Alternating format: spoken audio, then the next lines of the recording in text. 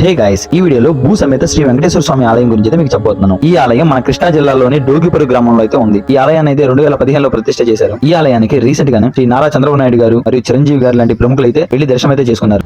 డోకిపురు అనే మామూలు గ్రామాన్ని ఒక పుణ్యక్షేత్రంగా డోకిపురులో ముఖ్యమంత్రి చంద్రబాబు పర్యటించారు.